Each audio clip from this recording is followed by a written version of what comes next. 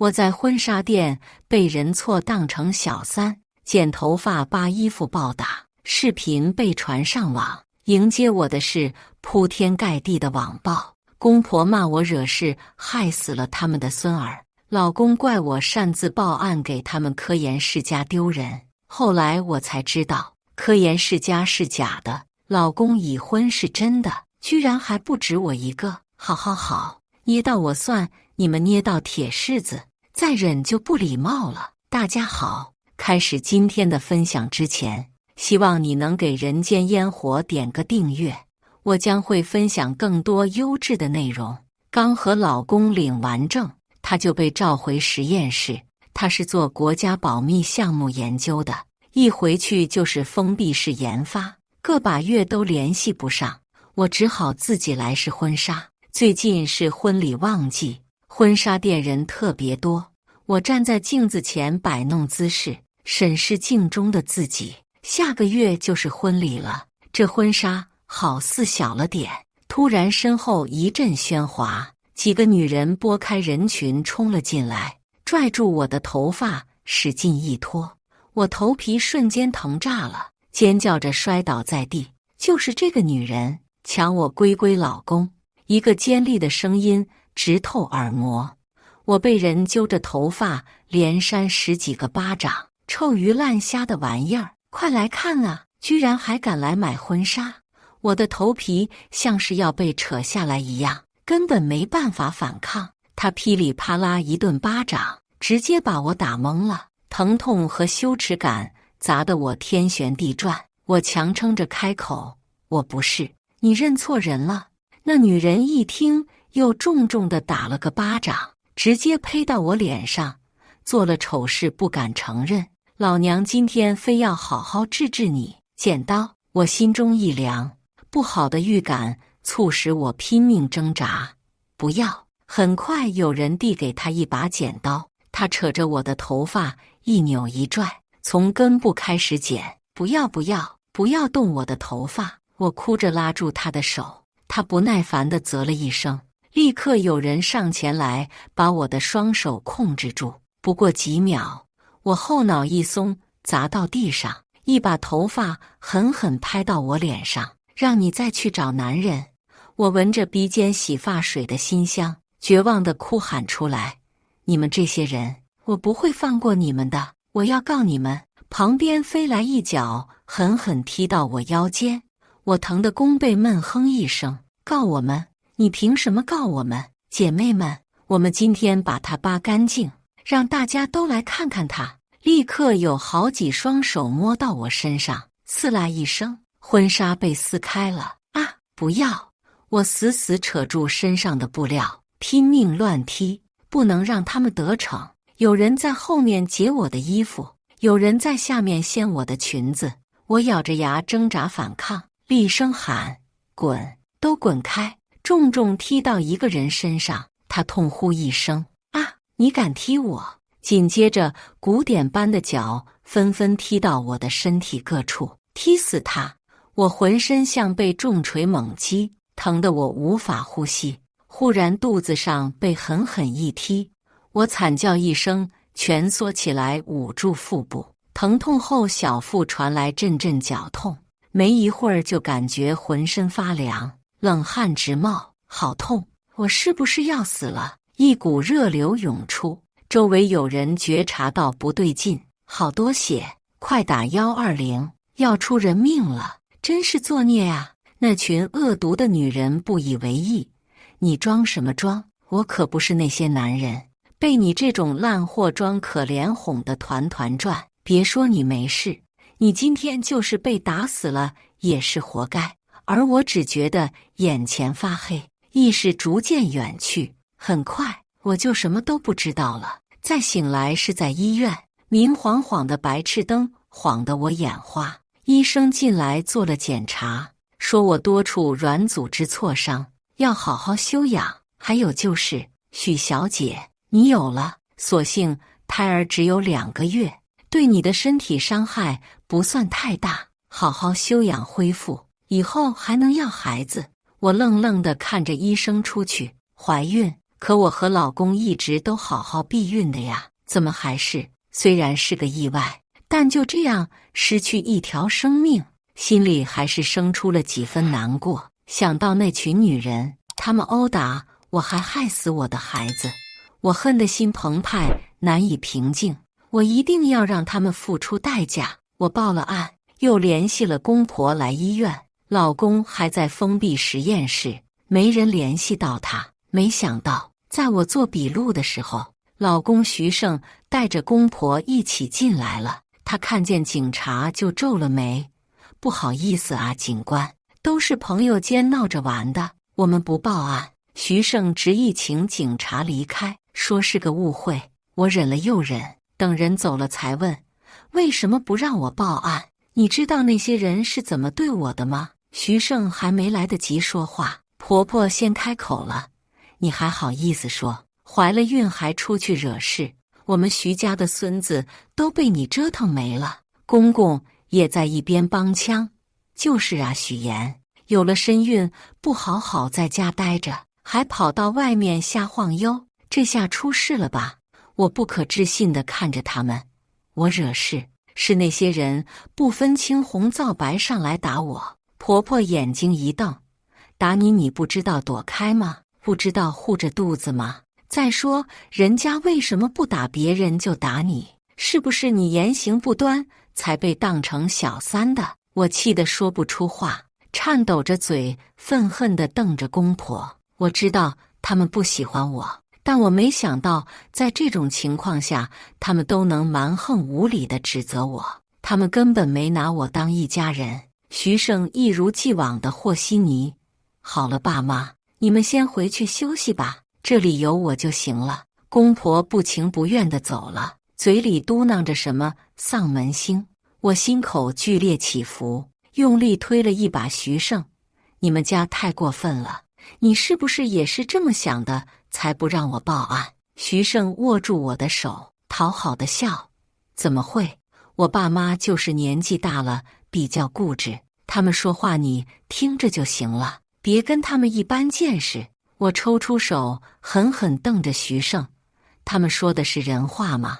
你听得下去吗？”徐胜敛了神情，语气冷下来：“许言，他们是我爸妈，你放尊重点。”我怔怔望着他，眼泪流下来。每次都这样，不管他爸妈做得多过分，他只会要我忍。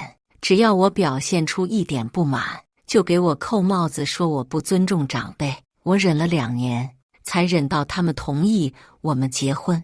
我这种孤儿，太想有个家了。可我现在开始怀疑，这一切真的值得吗？这样的家真的是我需要的吗？徐胜又放软了声音：“妍妍，我知道你委屈，可他们毕竟是我爸妈呀。你也知道，我们徐家都是搞科研的，是有头有脸的高科技人才。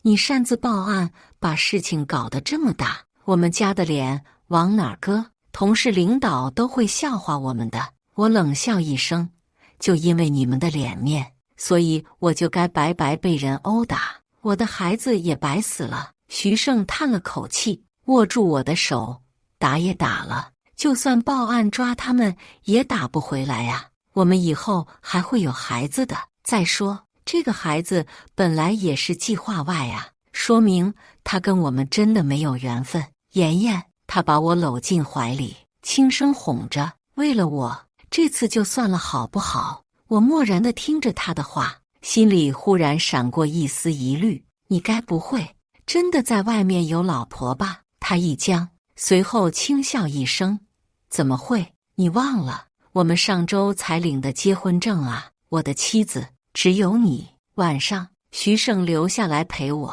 我正睡得糊里糊涂，忽然身边一沉，徐胜上来了，他从背后搂住我。我太熟悉他的肢体语言了，蹙着眉推他：“徐胜，我身体还没好。”他呼吸喷到我后脖梗：“妍妍，你不想我吗？我可是好不容易跟领导请假出来照顾你的，你心疼我。”不管我怎么拒绝，怎么推他，还是被他强硬得逞了。我忍着不适，噙着眼泪，麻木地看着门口。徐胜一向很强，只要在家，基本夜夜不空。可我没想到他会在我刚刚没了孩子第2天就强迫我行事。他是真的一点都不在乎我。在医院待了几天，我发现其他病人和医生护士看我的眼神越来越怪异。刷到微博热榜，我差点背过气去。我那天被打的视频被人传到网上去了，播放量高涨。现在全网都知道我是个被原配暴揍的小三。看着视频里的暴行，那一扇扇巴掌，一个个拳头，被剪断的头发，还有流出的鲜血，我不受控制地开始发抖，疼痛再次笼罩了我，还有刻骨的恨意。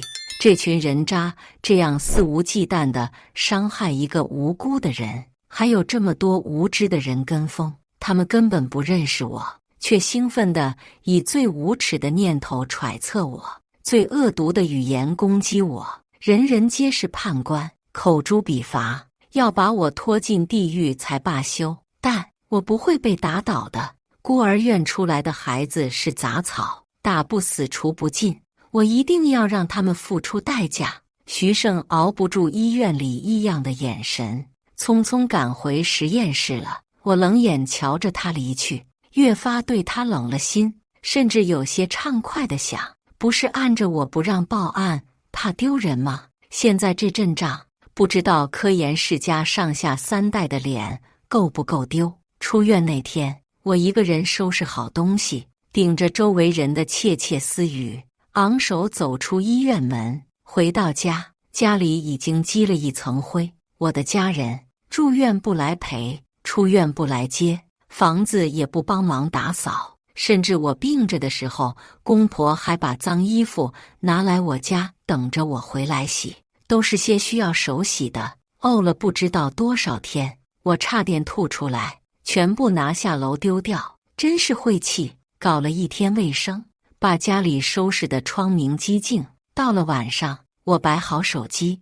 穿上从医院带回来的染血的婚纱，开启直播间，标题就叫婚纱店被揍全网鸡凶。我在镜头前痛斥凶手残暴无良，不分青红皂白对我实行人身伤害和人格侮辱。我亮出我的病历和住院记录，全身多处软组织挫伤，腹中2月胎。且不说我不是小三，就算是，他们有什么资格对我动用私刑？这是对法律的践踏。殴打我不够，还要剪掉我的头发，扒掉我的衣服。他们自己也是女人，所以知道怎样最大程度地羞辱一个女人。他们根本不是伸张正义，他们是暴徒，是凶手，是躲在沟里不敢出来的老鼠。如果真的问心无愧，为什么不敢出来跟我对峙？因为只敢以多欺少，因为自知卑鄙无耻，因为怕受到法律的制裁。恳请全网网友帮我找到这几个肮脏的人，我是要为自己，为我的孩子讨回公道。直播间的人越来越多，讨论也越来越激烈，说什么的都有，真搞笑。这年头，小三都这么义正辞严、光明正大了吗？你行得端坐得正，谁会打你？楼上才搞笑，什么年代了，还搞受害者有罪论？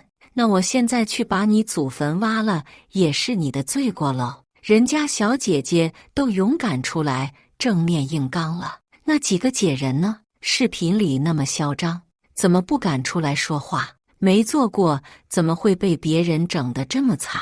做没做过是一回事，动手打人就是不对。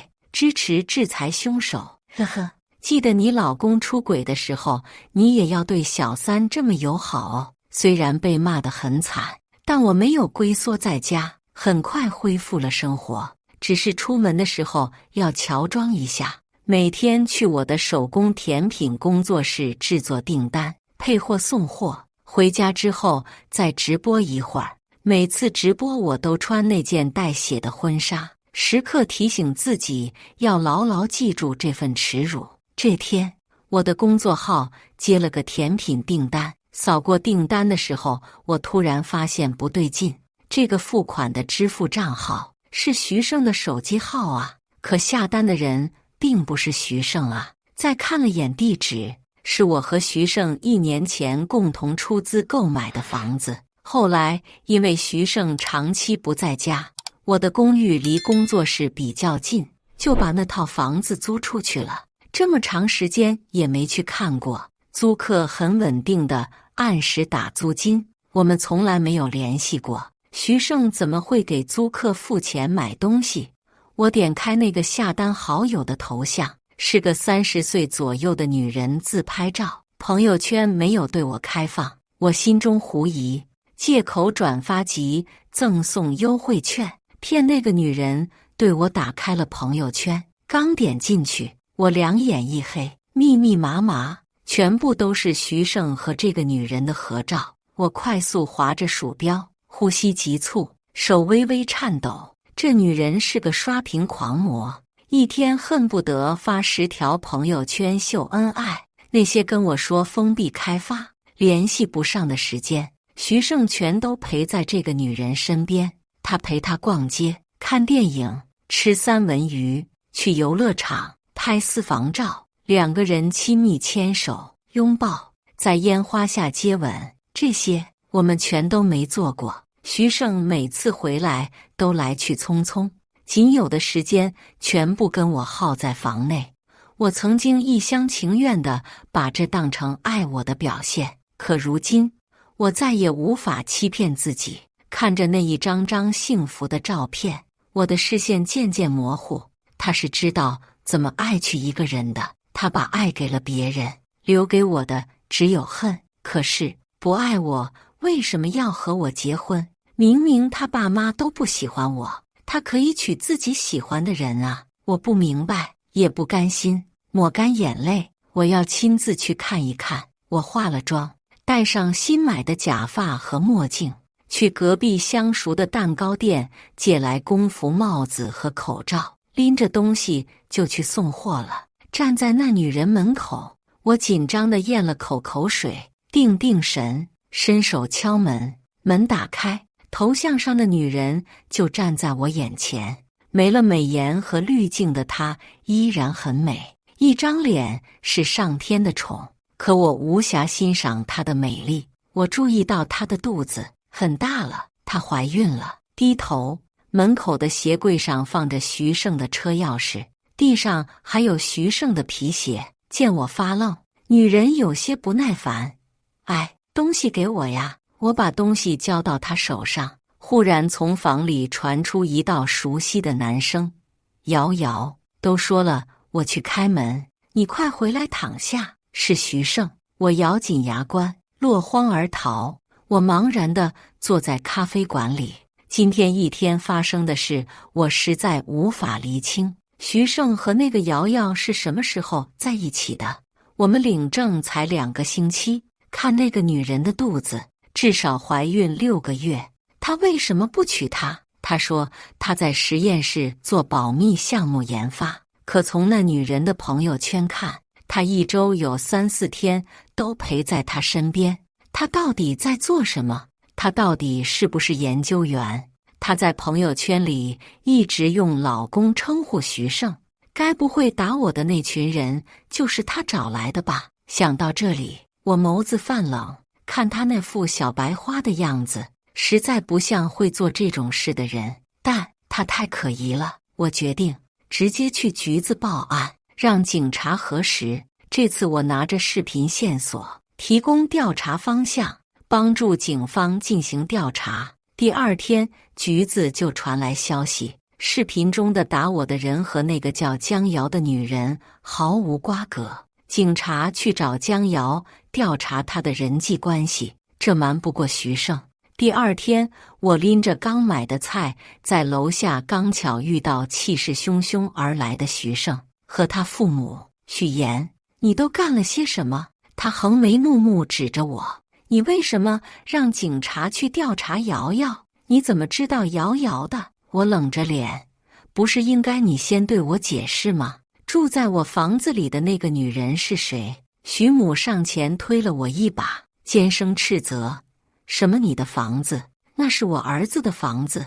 你这个丧门星，你怎么敢去找瑶瑶的麻烦？他是我们家的人。”徐父也压着火说：“瑶瑶是我们家的亲戚，从小跟着我们长大，比亲闺女还亲。许言，你不分青红皂白就去为难他，你太蛮横了！”我气笑了，这家人骗鬼呢！他朋友圈的私照尺度都成小电影了。要真是亲戚，我亲自送他们去德国看骨科。徐胜下颌紧绷，黑眸全是怒意。我没想到你这么不知轻重。我知道你现在搞那个什么直播，你今晚就开直播，对瑶瑶公开道歉，一直到她原谅你为止，不然我们徐家容不下你。我心里阵阵发寒，这就是我拼命忍耐讨好换来的家人。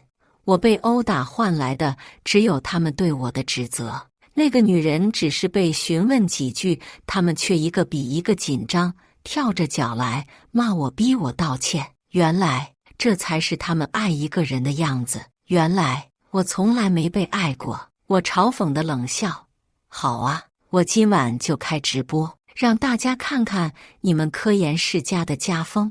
儿子出轨搞亲戚的肚子，想必也是为科学研究做贡献吧？徐胜怒目圆睁：你……他话还没说完，徐母上前啪地打了我一巴掌：你敢诋毁瑶瑶，我打死你！怪不得那些人要打你，你就是欠收拾。打得好，都是你活该！徐母此刻状若疯狗，尖利的声音直穿骨膜，恶毒的模样恍惚和那天施暴的人重叠在一起。我浑身发冷，他怎么敢？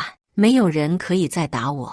我怒从心头起，上前一步就要还手。徐胜抢先把徐母拉到身后：怎么，你还敢还手不成？许言，别逼我对你动手！甩起手里一袋子鸡蛋，狠狠砸到徐胜和他母亲身上，蛋壳蛋液糊了他们一头一脸。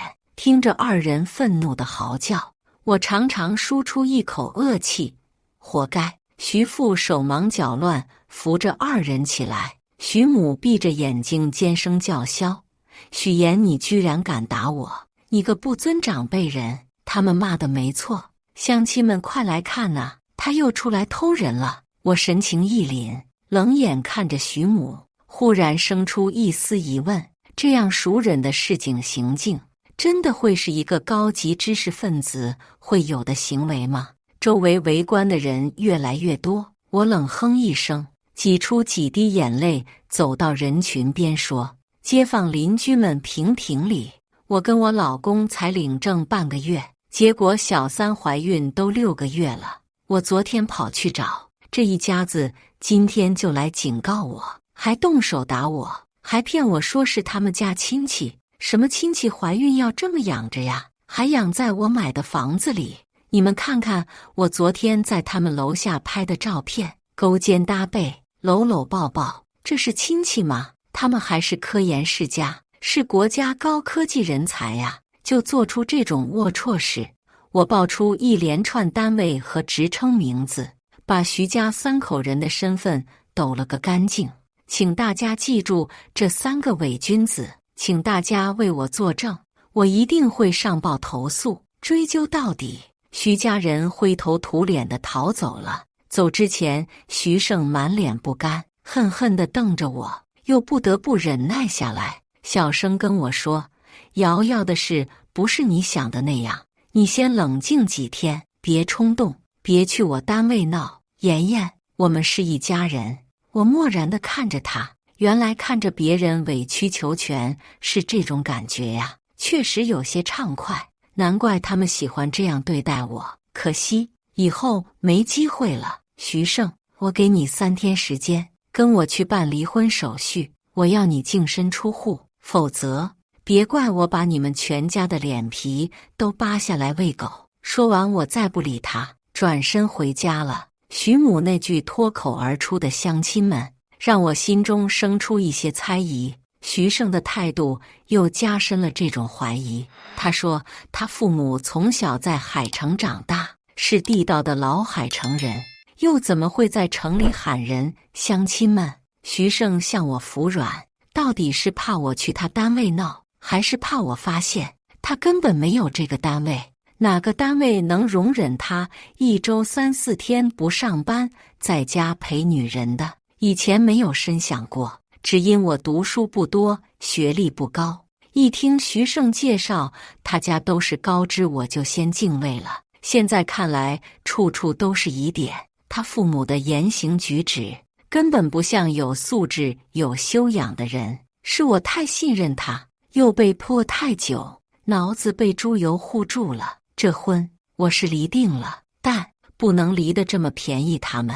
2年的欺骗、压榨、出轨、骗婚，还倒打一耙，这一笔一笔，我全都要讨回来。只是还需要更多信息。烧水的空当，我刷了下手机，看到江瑶又发了条朋友圈：臭老公不在，周末本姑娘生日 ，party 走起，全都来我家，一个都不许少。我轻轻一笑，机会这不是来了吗？江瑶对我上次送去的蛋糕很满意，这次在5折优惠的促销吸引下，她一口答应让我给她的生日派对提供茶歇点心。我再次乔装，又从隔壁叫了个蛋糕小妹做掩护，一起送货上门，趁机在她的卧室装了窃听器。这是我的房子，想必他们也从没签过租房协议。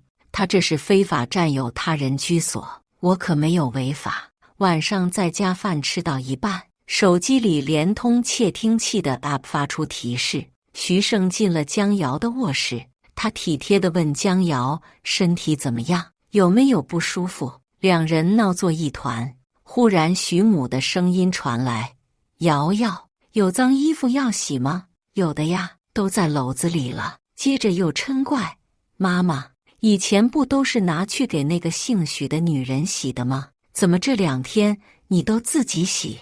那个女人该不会真的要分手吧？徐母呸了一声：她也配，没爹没娘的，还想搭上我们江家？做梦！妈妈给你洗，许言我都怕她脏了你的衣服。徐胜呵呵一笑：真是辛苦岳母了。砰的一声，我砸烂了酒杯，怒火从心口直冲脑门，我的脸涨得通红，血液在身体里疯狂奔涌。原来他们根本不是徐胜的父母，而是江瑶的父母。江瑶真的是徐胜的妻子，他们竟敢联合起来骗我，还让我给江瑶洗白。徐母不，江母退出房间，只剩徐胜和江瑶2人。江瑶酸溜溜地问：许言的孩子没了，你心疼不心疼啊？徐胜听起来很是无所谓：没了就没了呗，这可是你好不容易得来的孩子呢。江瑶醋意更盛：这2个月你往他那里跑得那么勤，没少在他身上下功夫吧？徐胜嬉皮笑脸：那有什么办法？我要是不赶快让她怀孕，死的就是你肚子里这个了。宝宝，我这可是为你啊。2人又说了几句打情骂俏的话，我拧起眉，推开路径，跑进房间找出套，拿到客厅对光一看，包装袋上全是小孔。徐胜早有预谋让我怀孕，可是为什么要急着让我怀孕？又为什么说我怀孕了江瑶的孩子才能保住？他们到底在搞什么鬼？手机中的声音戛然而止。这么快，刚闪过这个念头，就听见江瑶委屈地说：阿胜，我现在怀着孕，实在吃不消，你忍忍好不好？徐胜重重一躺，声音充满了烦躁：知道了，都怪许言那个死女人跟我闹脾气。江瑶有些幽怨，又有些泛酸：都2年了，你还没睡够吗？徐胜一笑：瑶瑶，你知道什么叫名气吗？许言就是天生名气，任何男人碰过都会拒绝不了，不然我当初为什么要选他来当你的挡箭牌？江瑶有些不开心地哼了一声：我才不信你说的，别的男人肯定不会这样，你该不会跟他睡出感情了吧？徐胜凑过去哄他，乖瑶瑶，好宝贝，我爱的只有你啊。许言不过是个工具，你跟他计较什么？又是砰的一声，这次阵亡的是酒瓶。我深深吸了几口气，蹲在地上，死死捏着玻璃碎片，牙根都快咬烂了。徐胜，你欺人太甚，冷静下来。我专心分析今天听到的信息。徐胜从头到尾都在骗我，父母是假的，单身也是假的，他跟江瑶早就在一起，只是拿我给江瑶当挡箭牌，是怕江瑶被什么人伤害。那天在婚纱店里的殴打，原来不是偶然认错人，而是我被徐胜算计，迟早有这一遭。看来江瑶也是个见不得人的小三，徐胜真正的妻子另有其人，而且十分凶悍。我找出崭新的结婚证，登录政务网站，输入结婚证字号查询，空的，是假证。回想到领证前一天晚上，徐胜把我灌得人事不省，第二天整个人都昏昏沉沉，去领证的路上都睡着了。醒来后，结婚证就在手里了。那时的我一心憧憬着婚礼，憧憬着未来的美好生活，丝毫没有怀疑眼前这个人是个衣冠禽兽。徐胜，你真是好样的，把我骗得团团转，骗你的老婆，找人殴打我，你们这一堆人渣可真是臭味相投啊！我顺了口气，平复心情。也好，让我顺着你一个个全都摸出来，一口气一锅端了。徐胜这些天很不好受，跟我闹翻以后，他每次回江瑶家都是暴躁状态。我这才发现，江瑶说他有瘾症不是比喻，而是真的。得不到满足的他甚至在家砸东西，江瑶似乎也习惯了，这也是他明明吃醋却默许徐胜找我的理由吧。在他看来，我就是一个帮他分担压力的工具，连人都算不上，可真是大度啊！我讥讽地想，我没想到江瑶何止是大度，简直丧心病狂。这天夜里，我从熟睡中被吵醒，手机里传出呜呜咽咽的哭声，呜呜呜，求求你们放我走吧，我不会说出去的。我一下子清醒了，发生什么事了？我边开车边听着窃听器里的动静，听起来像是一个女孩子被江瑶借由怀孕头晕的理由骗到家里，还被他们拍了视频威胁。我不可置信，我想报案，可又听到徐胜他们说拍了那女孩的视频，敢报案就全网散播。我又不敢擅自决定了，怕给女孩造成二次伤害。手机里的哭声还在断断续续地持续着，让我有些许安心，还活着就好。赶到江瑶楼下，我就看见徐胜走出来了，后面跟着一个小姑娘，看起来很年轻，不知道有没有20岁。她满脸泪痕，衣服皱巴巴，还有一些痕迹。徐胜一脸艳足，步态懒散，十足的畅快模样。我怒火中烧，几步上前，啪地甩了徐胜一巴掌。靠，谁敢打我？许言。徐胜捂着脸，错愕地看着我。我狠狠把他推开，牵住后面女孩的手。你没事吧？女孩十分紧张，惊慌地甩开我。别过来！徐胜嗤笑一声，这就对了，赶紧回去，别跟陌生人说话。女孩呜咽一声，瑟瑟发抖。我转头，咬牙切齿地盯着徐胜那张丑恶的嘴脸。徐胜，你对他做了什么？自己清楚。徐胜有些惊疑，随即想到什么，又变得痞里痞气。许言，你这是在吃醋吗？看到我上了比你年轻漂亮的小妞，你心里不舒服吧？活该，叫你跟我拿巧。你现在跟我道个歉，哥哥马上回去。我听不了这混账话，一拳打到徐胜脸上。垃圾！那女孩惊恐地看着我们，转身跑了。我顾不得徐胜，赶紧去追她。追了很久才追到，又说了很久的话，才让他对我放下戒心。但他还是不愿报案，他害怕身边的人知道这件事。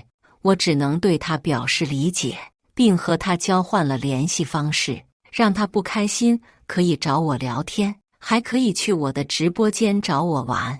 等我回到车上时，已经很晚了。窃听器里传来的对话却让我神情一震，手机开着公放。江瑶害怕地说：“老公，那女人出去不会乱说吧？”“不会，我们有她视频呢。就算真出事，家里那个肥婆也会保我的。”江瑶问：“顾明珠有那个本事吗？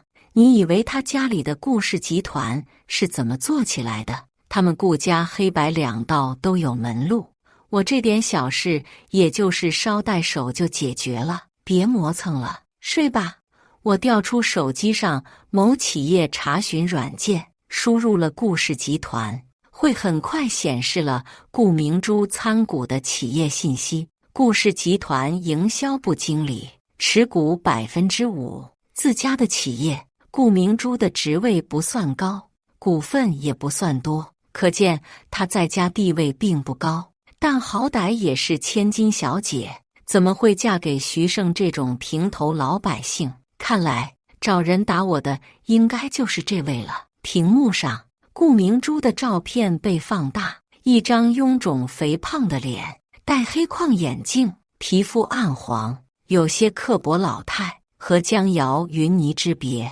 难怪徐胜不爱回家，这是东食西宿啊！我眯起眼，认真地记住这张脸。千金小姐又如何？敢惹我，一样教你做人。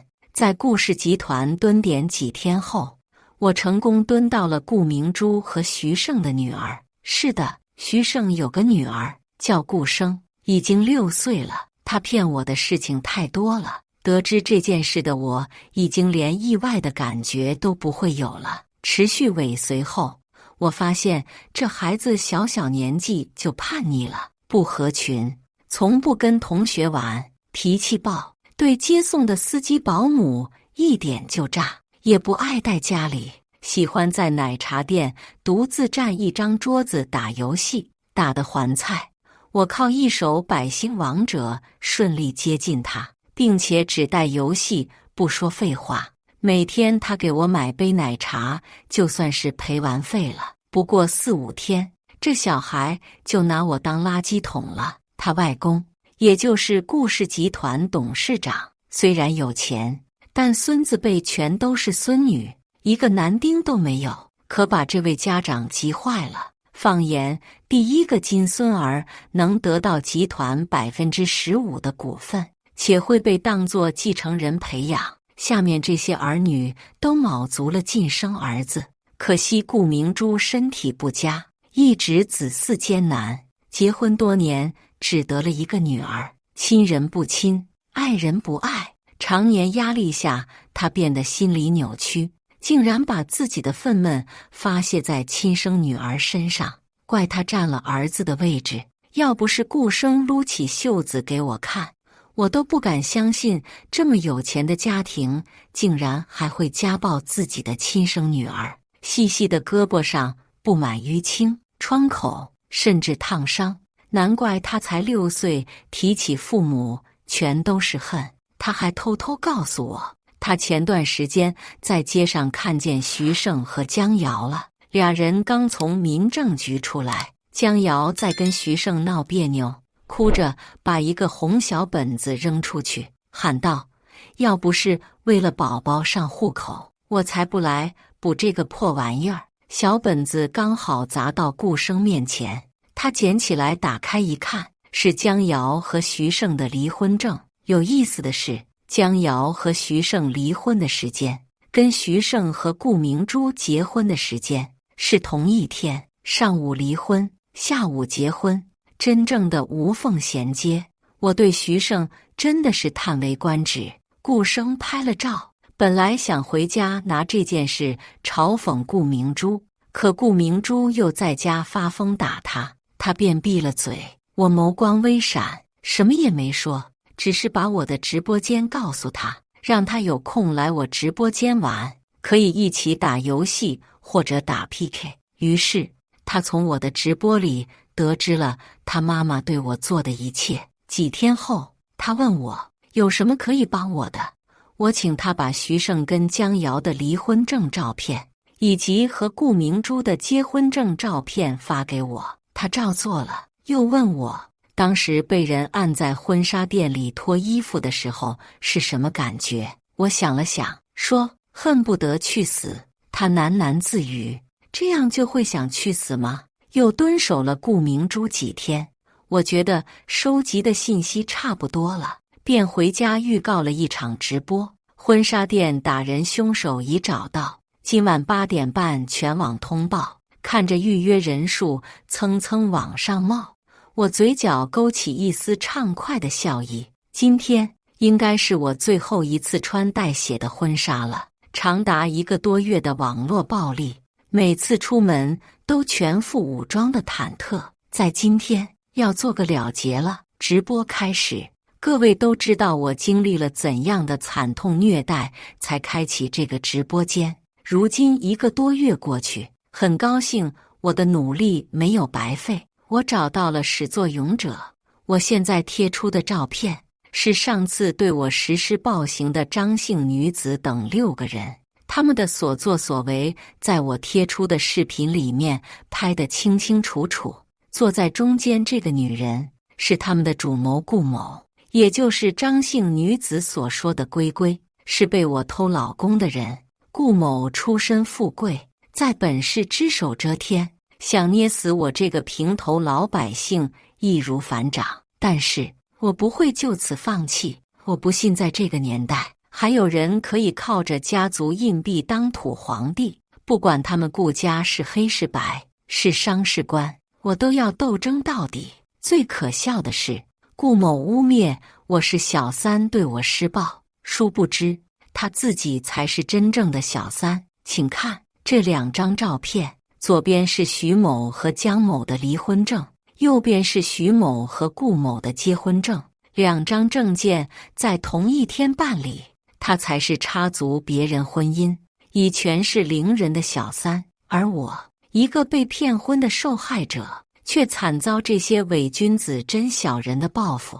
在这些权贵眼里，我们普通人根本就不是人，只是他们爱恨情仇play的一环，想打就打，想踩就踩，不用付出任何代价。做他的梦，我一定会追究到底，告到底。高知也好，权贵也罢，我要让你们知道，这世间万事都讲一个理，你们从不比我们高贵，你们只是一团腐烂发臭的蛆虫。今晚的直播间炸上了热搜，弹幕区就像疯了一样，不断地刷过各种言论。虽然依然有黑粉乱吠，但基本盘已经彻底逆转。1个多月了，我终于洗白自己，打了一场翻身仗。但这只是开始，他们的福气还在后头呢。虽然我直播的时候给照片面部都打了码，但顾明珠标志的脸盘子和过于特殊的描述，让网友们很轻易地锁定了他。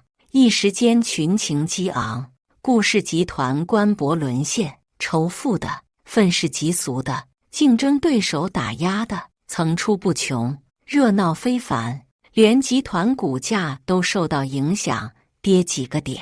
本来在家族里就不受欢迎的始作俑者顾明珠自然不好受。很快他就找到了我家里，他看起来甚至比照片上更壮硕，盘着古板的低丸子发髻，戴着黑框眼镜，眼尾和嘴角向下耷拉，看起来刻薄又凶悍。他一进门就目光不善地盯着我，说：“我小看你了。”我淡笑不语，你本来就是小三，有什么好委屈的？2年前是我同意徐胜找个人生儿子，他才找了你。要不是我，你以为你能攀上徐胜这样的男人？你当自己什么东西，还肖想做他的正房妻子？我要是你，早就销声匿迹，跑得远远的了。我差点笑出声。顾小姐，我是真有件事想请教你。你们清朝人怎么那么难杀呀？他一下沉了脸。我讥讽地看着他，你自己生不出儿子，卖老公出去借腹生子，骗婚骗得冠冕堂皇，脸皮不是一般的厚。你要当封建王朝的正房娘子是你的事，别以为谁都跟你似的。又臭又长的裹脚布都缠脑子里了。像徐胜这样的男人，他哪样啊？一个合同老公，自己当个宝得了，少拿出来献丑，真的很丢人。怎么说也是个千金小姐，怎么一副没吃过没见过的样子？哦，有爹生没娘养，确实没什么见识。他气得脸上红一阵白一阵，一把扶去茶几上的杯子，厉声叫嚷：“闭嘴！你有什么资格跟我这么说话？我生不出儿子，我已经怀孕了，我的儿子已经在我肚子里了。你说我有了自己的儿子，你的孩子还有什么存在的理由？我就是故意找人打你，故意让你没孩子的，哈哈，你活该，活该！”他癫狂地笑了几声，突然又恶狠狠瞪向我：“你说，你跟徐胜是不是还藕断丝连？他几天都没回家了，是不是躲在你这里？”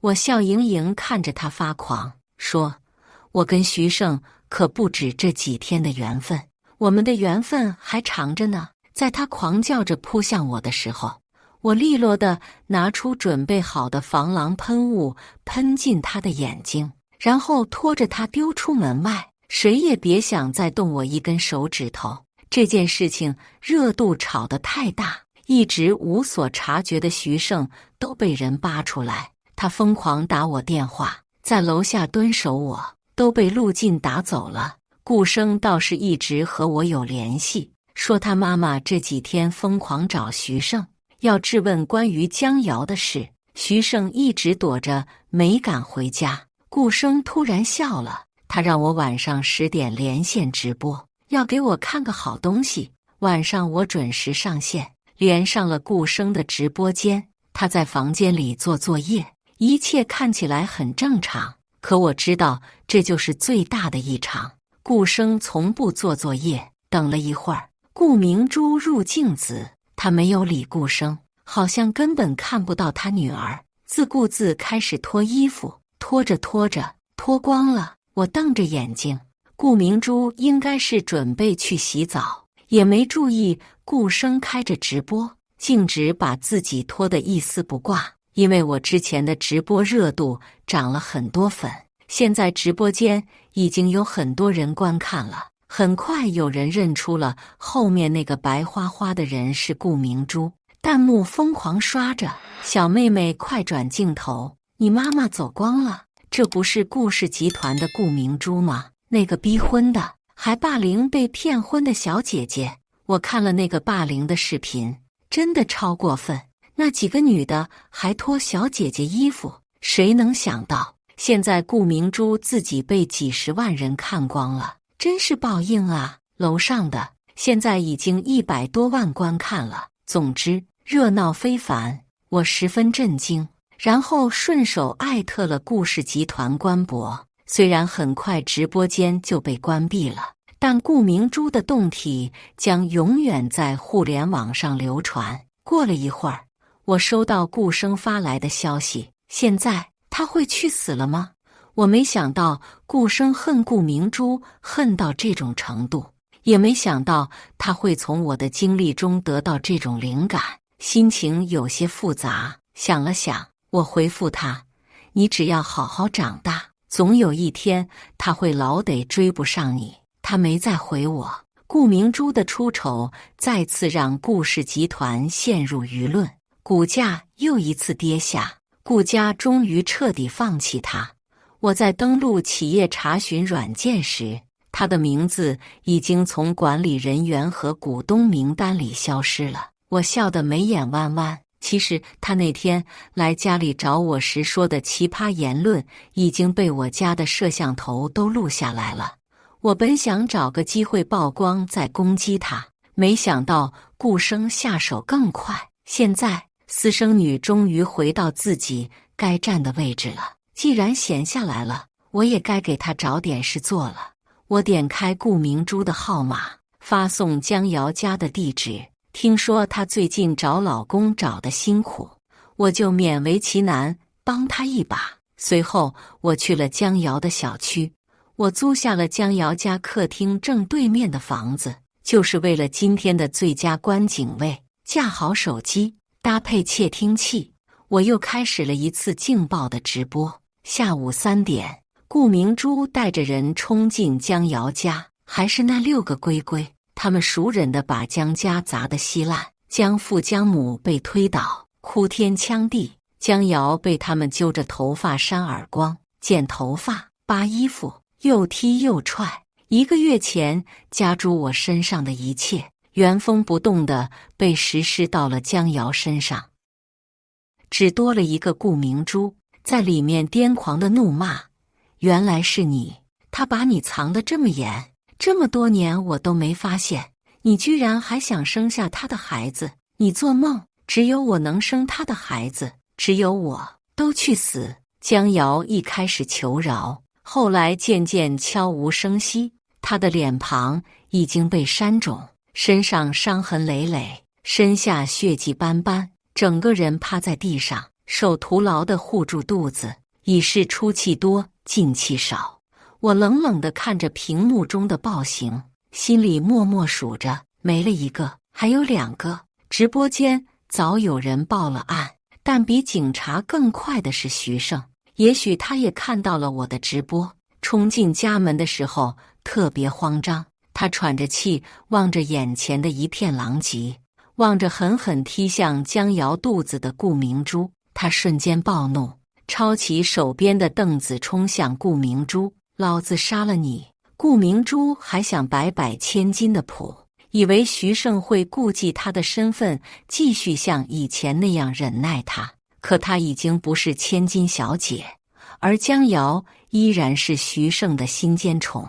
徐胜举着凳子狠狠砸到顾明珠头上，把她砸倒在地，又一气朝她身上砸了10几下，一下比一下狠。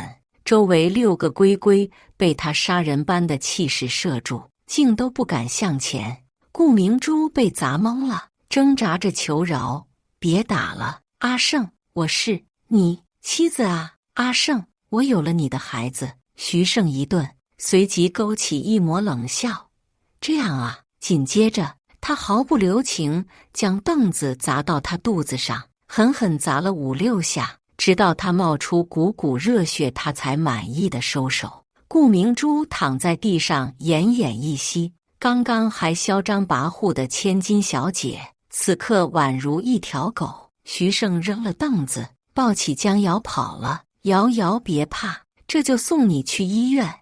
我漠然地看着这场闹剧，我遭受这一切的时候，徐胜漠不关心。现在轮到他的爱人，他终于尝到这锥心之痛了。还有一个，顾明珠协助殴打江瑶，江瑶月份较大，她在生死关头徘徊许久才被救回，但就此失去生育能力。顾明珠及一众跟班被捕，顾家丝毫没有保她的意思。警察要抓徐胜的时候，他跑了，他跑到了我家里，他红着眼质问我这一切是不是我算计的。我手在下面偷偷报信，脸上挂着笑容说：江瑶，顾明珠打的。顾明珠，你打的，你们3个狗咬狗，跟我可没半毛钱关系。只能说因果循环，报应不爽。他口鼻端着气：一定是你干的，你以为你赢了吗？顾明珠不过是轻伤，我最多判3年，3年后，你以为我会让你有安生时间过吗？我会死死咬住你。埋伏在附近的警察冲进来，把他拖了出去。